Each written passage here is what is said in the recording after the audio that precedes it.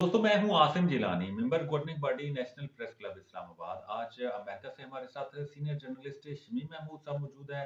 शमीम साहब से आज कुछ अहम टॉपिक्स पर बात करते हैं। शमीम साहब, सबसे पहले तो आप बताइएगा कि पाकिस्तान से गुज़िश्ता 5 सालों के दौरान एक रिपोर्ट के मुताबिक 28 लाख से ज़्यादा जो पाकिस्तानी हैं वो बैरून मुल्क अच्छे मुस्तकबिल के लिए गए हैं।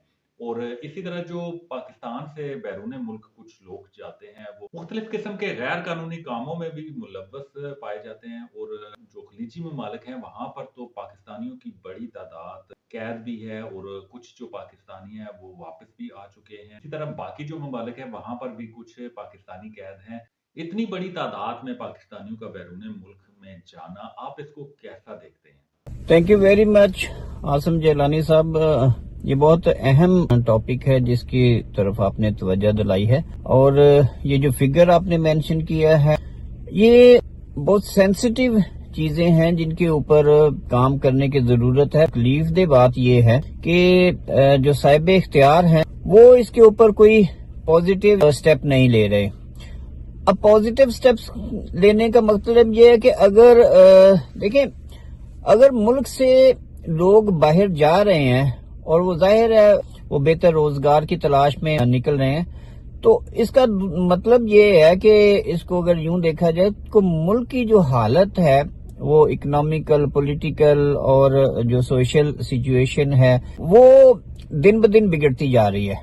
और जाहिर है जो नौजवान नस्ल है उसको अपने फ्यूचर से कंसर्न है, और पेरेंट्स भी यही सोचते हैं कि इनका कल कैसा होगा। तो इस वास्ते जो ज्यादातर लोग हैं वो मुल्क से बाहर निकलने की कोशिश कर रहे हैं और जो बहुत सारे इलीगल वेज भी यूज कर रहे हैं। तो उसका मेन एक जो मोटिव है वो सोर्स ऑफ अर्निंग है, अपने फ्यूचर को सिक्योर करना और अपने हालात को बेहतर बनाना। और जाहिर है हर एक इंसान का मकसद ये। जब हम बात करते हैं जो साहिब इख्तियार अदारे हैं तो उसमें सबसे जो मेन जाहिर है जो फैसला साज अदारा है वो तो फौज ही है।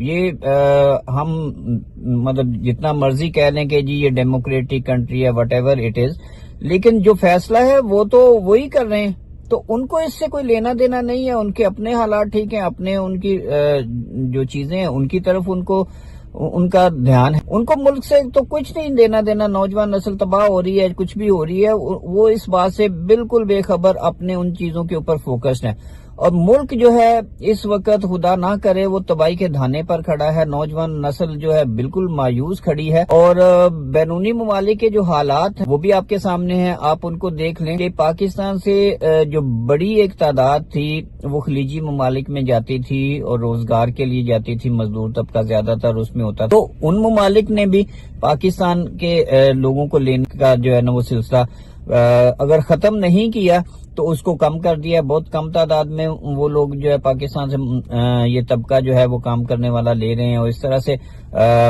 इसके अलावा जो लोग जाते थे, फॉर एग्जांपल अगर आप उठा के देख लें, यूएई में जाते थे या सऊदीया में जाते थे, तो वो लोग जो हैं उन्होंने भी या तो कुछ चीजें जो है वो बंद कर दी हैं या फिर ये उनके ऊपर रिस्ट्रिक्शन लगा दी है। अभी मैंने खबर सुनी थी सऊदी अरब ने जो 1 साल का मल्टीपल वीजा था वो फिलहाल बंद कर दिया है। और जाहिर है अब उम्रे के ऊपर और या हज के ऊपर या उस मल्टीपल वीजे पे लोग जाते थे तो वो मुख्तलिफ जराइम में भी मुलव्वस होते थे। और बाज तो ऐसे शॉकिंग फिगर आए हैं कि सऊदीया में और यूएई में पाकिस्तानी जो जाते हैं वो जहाँ वहां पे पहुंचकर भीख मांगते हैं, बेकारियों का काम करते हैं। और बहुत बड़ी तादाद जो है वो वहां पे पकड़े भी गए हैं और उनको वापस भी भेजा है। तो ये एक बड़ी अलार्मिंग सिचुएशन है मुल्क के लिए और इसके ऊपर बड़े सीरियस एक्शन लेने की जरूरत है।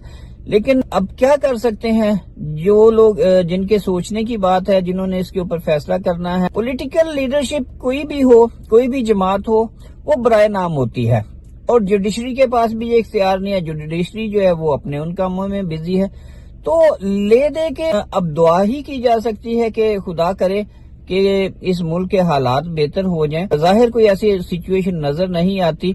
आप किसी से भी बात करके देख लें, एक अच्छे बिजनेसमैन जो है वो भी परेशान नजर आते हैं क्योंकि बिजनेस के भी हालात नहीं। इकोनॉमी जो है वो इसके ऊपर बिल्कुल जो है वो नीचे से नीचे जा रही है। और मीडिया जो है इन बातों के ऊपर तो बात नहीं करता जो بڑے سیریس ایشوز ہیں، سیریس کنسرن ہیں، وہ لے دے کے وہ عمران خان کی بات کریں گے، پولیٹیکل جو بات کریں گے، اب وہ تو دن بدن ایسے ہی رہے گی، اس کے اوپر تو بات ہوتی رہے گی، اور وہ ان کو وہ چٹپٹے ہیں تو وہ چلتا رہے گا، لیکن جو ایک کنسرن ہے اس کو ایڈریس نہیں کیا جا رہا.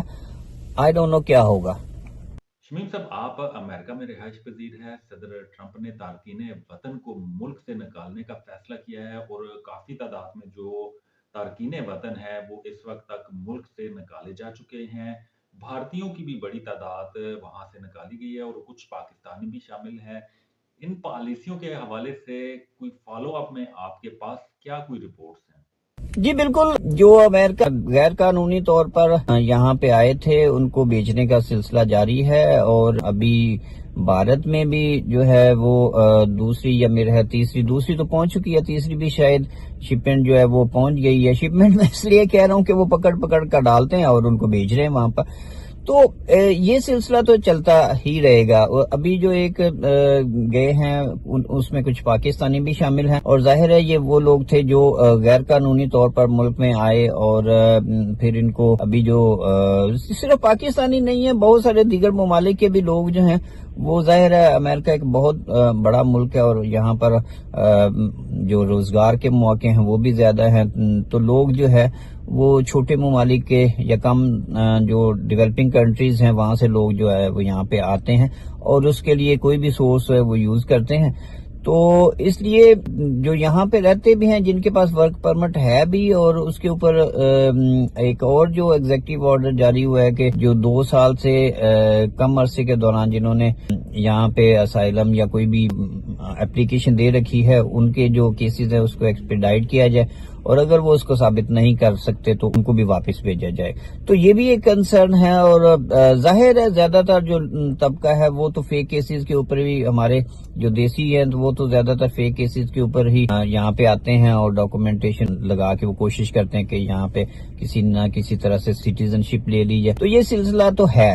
بہرحال ابھی تک تو یہی نیوز ہے، اور یہ ایک سیریس کنسرن ہے. امریکہ ظاہر اٹ سیلف پریزیڈنٹ نے یہ آرڈر کیے ہیں، اس کے اوپر تو کوئی دوسری رائے نہیں ہے، اور کوئی دوسرا تو اس کو روک نہیں سکتا. اور ظاہر ہے ایک وہ ان کا ووٹ بینک ہے، وہ اس چیز کے اوپر ووٹ بھی لے کے آئے ہیں.